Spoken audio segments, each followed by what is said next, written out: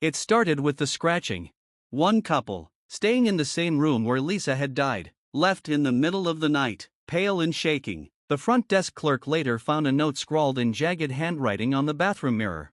"Let me in." The hotel owner refused to believe the stories. "Superstitious nonsense," he scoffed. The room remained open.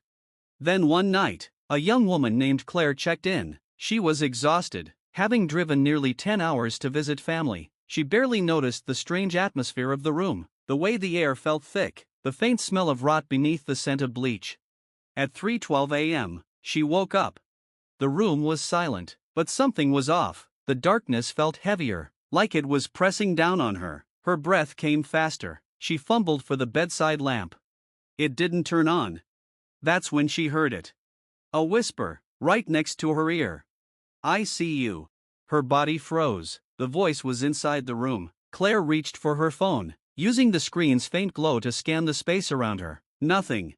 And then, scratch, scratch, scratch. The sound came from inside the walls. Claire bolted upright. She pressed her ear to the wall, her heart hammering. There it was again, the unmistakable sound of something moving inside, the faintest rustling, as though someone were dragging their fingers across the wooden beams. She scrambled out of bed, grabbed her suitcase, and rushed to the door, but when she reached for the handle, she froze. The walls were breathing. The wallpaper stretched and contracted, slow and steady, like lungs inhaling and exhaling. Claire stumbled back, her throat tight with terror, and then, the closet door creaked open. There was nothing inside, just empty blackness, a void. And then, a shape moved. 2 hands, long, thin, with blackened nails, emerged from the darkness. A face followed, too pale, too stretched, its eyes sunk in pits of shadow. The thing grinned. "You let me in," Claire screamed. She yanked the door open and sprinted down the hallway, nearly tripping over her own feet. She banged on the front desk, gasping, "Someone's in my room. There's something in the walls." The clerk frowned. "Miss, you're the only guest on that floor." Claire turned, looking down the hallway. The door to her room was closed. No sound, no sign of anything wrong. She didn't care. She ran to her car and sped away into the night, not stopping until she was miles away. The hotel shut down soon after. Too many reports of things watching from the vents, guests waking up with scratches on their arms, whispers inside their heads. But the building still stands, empty, waiting. And sometimes, if you press your ear to the walls, you can still hear it. Scratch, scratch, scratch.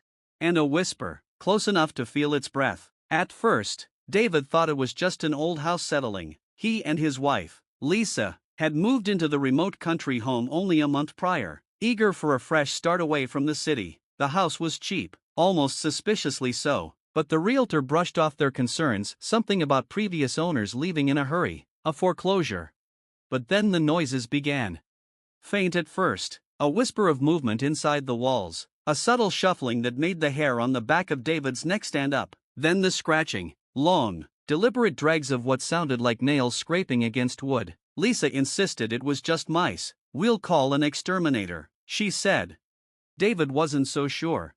One night, he woke up gasping, his skin slick with sweat. He had dreamed of someone standing over their bed, watching. The air was thick with something unseen but heavy, suffocating. Lisa slept soundly beside him, her breathing slow and steady. Then he heard it. A faint whisper, right by his ear, a breath against his skin. "I see you." David shot up, his heart pounding so violently he thought it might burst. But there was nothing, just darkness and the low, distant creak of the house shifting. The next day, he tore at the walls, determined to prove to himself that it was just rats or old pipes or something rational. But when he pulled away the drywall in their bedroom, his stomach clenched in horror. There were tunnels. Narrow, winding passageways hidden behind the walls, and inside them, discarded food wrappers, bones, and worst of all, dirty, yellowed bedding. Someone had been living inside their walls. Lisa screamed. David turned just in time to see a figure scuttle past the open gap. It was too fast to make out clearly, but he caught glimpses, skin stretched too tight over bones, limbs too long, eyes black and shining, and then the smell hit him, rancid and stale, like something dead had been rotting in their walls for years.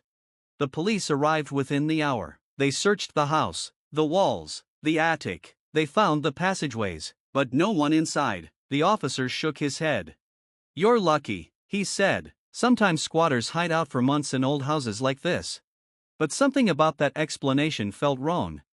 That night, Lisa insisted they stay at a hotel. David agreed, but when he went to grab his wallet from the nightstand, he saw it. A note, written in smeared, rust-colored ink. "You let me out, now I let myself in." He sprinted out of the house, his breath ragged. At the hotel, they bolted the door, checked every corner of the room. Lisa clung to him, whispering, "It's okay now, we're safe." But David knew they weren't. That night, he woke to the sound of slow, deliberate breathing. It was inside the room. His chest tightened, fear swallowing him whole. He reached for Lisa, but she wasn't beside him. The bathroom door creaked open. And there she was, hanging from the ceiling, eyes wide, mouth stretched in a silent scream. And behind her, in the mirror, a gaunt, skeletal figure with hollowed-out eyes, its lips stretched into a grin far too wide for a human face. It lifted a single, clawed finger to its lips. Shoo! The lights went out. David never made it out of that room. When the hotel staff entered the next morning, they found Lisa hanging from the ceiling, but David was gone. All that remained was a single note, written in that same rust-colored ink. The hotel had been abandoned for years. Dust-covered furniture sat untouched, rotting carpets peeled from the floor, and the air carried the heavy stench of mildew and something worse. Eventually, the town gave up. The building stood, rotting, forgotten. But it wasn't empty. Liam was a ghost hunter, or at least that's what he told his YouTube followers. His channel, Haunt Chasers, had thousands of subscribers who loved his explorations of abandoned places. The Watcher Hotel was his biggest challenge yet. "This is it," he whispered into the camera. "The place where people disappear." The air inside was suffocating, thick with dust and decay. His flashlight beam caught peeling wallpaper, shattered mirrors, and gaping holes in the ceiling. Liam grinned. "Let's see if we can find room 306. His boots echoed down the hallway as he walked. Scratch, scratch, scratch. He froze. His breath hitched. The sound came from inside the walls, following him. He turned the camera to his face. "Did you hear that?" No response. The live chat, usually filled with emojis and jokes, was silent. His hands trembled as he typed, "Guys?" The stream disconnected. A whisper tickled his ear. "I see you." Liam whirled around. Nothing but darkness. His flashlight flickered. Then it died. Something brushed against his arm. His stomach dropped. The walls shifted. They weren't walls at all. They were skin. Cold. Pulsing. Alive. A door creaked open at the end of the hall. 306. Inside, the air was colder. The smell was worse, like damp earth and rotting flesh. His phone buzzed. A single notification, new live stream started. Liam's heart stopped. He hadn't started it. The stream showed him, standing in the dark. But something was behind him. A shape, long and thin, unfolded from the shadows. The camera feed distorted. The face appeared, grinning, eyes black pits. "You let me in." The walls collapsed inward. The last thing Liam saw was the mouth, stretching, opening, swallowing him whole. The stream cut to black. The police found Liam's camera outside the hotel, still recording. There was no sign of him. But when his channel auto-uploaded the footage, the comments poured in. "At 2306, you can see something watching him. Guys, the walls are moving. Where did he go?" And then, "I see you." An account with no username. No profile picture. No history. Just that one comment. And every time someone replied, their message disappeared. Until all that remained was the scratching. No one dared enter, not after the last guest went missing. Except for the 3 teenagers who decided to break in. Danny, Marcus, and Jess had heard the stories, how people vanished, how those who stayed too long spoke of whispers in the dark and shadows that moved when no one was looking. Just a bunch of urban legends. Marcus scoffed, shouldering open the warped front door. The inside was silent, cold, the air smelled of rot and something metallic. A deep sense of wrongness filled the empty space. Jess hesitated. Maybe we shouldn't be here. Danny grinned. Come on, scaredy cat. What's the worst that could happen? The worst. They wandered the hallways, phone flashlights cutting through the suffocating darkness. Room 306, where Lisa had died, stood with its door slightly ajar, the wallpaper peeled in long strips, revealing deep scratches in the wood underneath. Jess stepped closer. Guys, look. Carved into the door, in jagged, uneven letters. Let me in. A slow, rhythmic scratching sound came from inside the walls. Danny swallowed, probably just rats. Then the whisper came. I see you. Jess whirled around, her breath shallow. Who said that? No one answered. The temperature plummeted, their breath misted in the air, the walls breathed. Then the door slammed shut behind them. Their screams echoed as the room plunged into darkness. Marcus clawed at the handle, but it wouldn't budge. The walls groaned, the sound deep and hungry. Something moved in the shadows, just out of sight. A sharp pain sliced through Danny's leg. He fell, gasping. His flashlight rolled across the floor, illuminating a face. Pale, stretched, grinning. It was crawling toward them, joints bending the wrong way, its limbs long and spindly, black eyes locked onto Danny, unblinking, unrelenting. You let me out. Jess screamed as the thing lunged. The lights flickered once. And then, silence. When authorities finally entered the building days later, the room was empty, no signs of the teens. Except for one thing. Carved deep into the walls, over and over. I see you. And if you listen closely, even now, inside that rotting hotel. The scratching never stops. The old hotel was condemned. Authorities tried to demolish it, but something always went wrong. The wrecking crew's equipment failed. Workers went missing.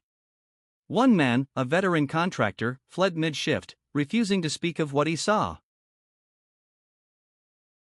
Liam was never found. His disappearance made headlines, but eventually, people moved on. His Haunt Chasers channel, however, did not. But it didn't matter. Because the streams kept coming. They didn't need a platform anymore. They appeared everywhere, hijacking random broadcasts, flickering on security cameras, bleeding through televisions in empty houses. And the footage was always the same. A hallway. Dark, endless. Scratching in the walls. And then, at exactly 3:06 a.m., the feed would glitch. And a face would appear. Gaunt, hollow-eyed, grinning. It never spoke. It didn't have to. Because those who saw it didn't last long. The disappearances spread. First, it was just people who watched the streams too closely. A late-night viewer would comment, "WTF is this?" And then they'd be gone by morning. Their homes left undisturbed. No sign of struggle. Just empty beds and a single, whispered message left on their phones. I see you. Then it got worse. People started hearing the scratching, not just through screens. In their walls. Thin, bony fingers pressing against wallpaper, faces grinning through cracks in drywall.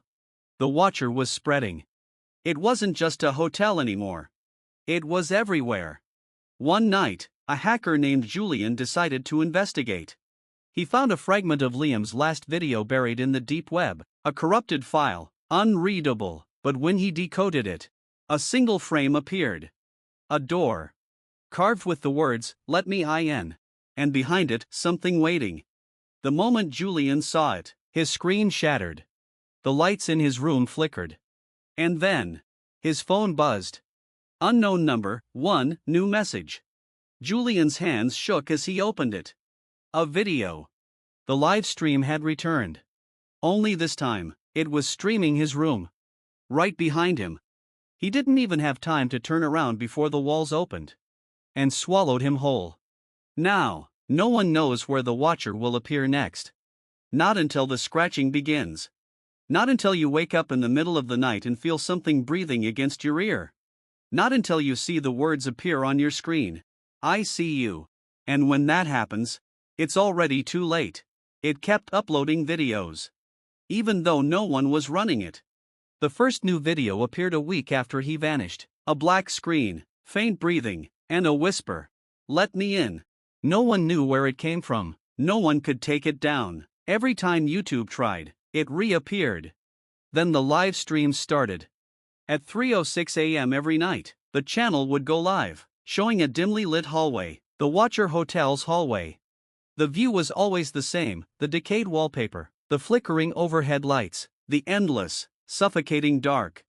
And sometimes, if you watched closely, you could see something shift in the shadows. Something inside the walls. Mia was obsessed. She had followed Liam for years, and his disappearance haunted her. When the videos started, she knew she had to investigate. She ignored the warnings, the police reports, the missing persons cases. She broke in. The air inside was wrong, thick, suffocating, hungry. The floor sagged under her weight, the walls bulged, as if something were pressing from the other side. Her phone buzzed. A notification from Haunt Chasers. New live stream started. Her blood ran cold. The stream showed her standing right where she was. Only something was behind her. A tall, grinning figure crawling out of the wall. The live chat exploded. Mia, run, it's behind you. Oh God, it moved.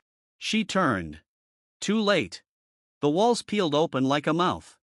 The last thing the camera captured was her scream, cut off as the darkness swallowed her whole. The stream stayed live for hours. The chat slowed, viewers left. But one message remained. Repeating, over and over. The Haunt Chasers channel was shut down. YouTube deleted it. Every video, every comment, every trace of it.